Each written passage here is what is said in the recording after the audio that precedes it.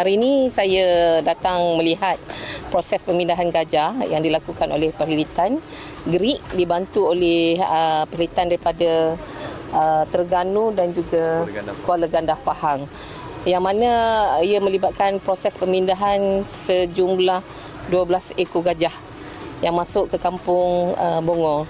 Ya, dan hari ini proses pemindahan berlaku untuk 3 ekor dan akan ada proses seterusnya lah. Jadi beginilah situasinya. Bila Perkhidmatan menerima laporan daripada orang kampung, mereka akan datang membuat kawalan dan cuba untuk memastikan ancaman gajah itu kepada orang kampung tidak berlaku. Jadi sekiranya ada perkara-perkara yang mungkin menyebabkan ada gangguan ke apa, itulah kita tangkap, Perkhidmatan tangkap untuk dipindahkan. Proses akan berlangsung mengikut berapa jumlah gajah lah. Hulu Perak ni kawasan hutan. Ya, even kampung ini sendiri pun ada sebahagian penduduk rumahnya di dalam kawasan hutan simpan. Tetapi kita dah duduk kat sini lama dah.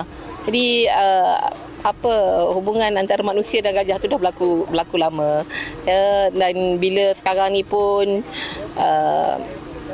yalah, kita tidak boleh menolak pembangunan yang ada, tapi saya kira bila yalah mungkin ada gangguan kepada habitat mereka ataupun mereka keluar untuk mencari makan, jadi dia carilah tempat yang paling dekat masuk ke kampung, sebab memang kampung ini sempadan dengan hutan simpan pun. Nak kata perkara ini tak biasa, memang boleh dikatakan perkara ini biasalah berlaku, sama ada tangkapan dibuat ataupun tak sahaja. Hari dia masuk Maghrib Rabu tu dah dengar dah jeritan di sana. Dari balik gua kan ada gunung sini. Dari balik sana dengar jeritan tu, duk sangka macam orang kata apa, kan ada harimau kawasan ni mungkin harimau tu makan dia bunyi macam menjerit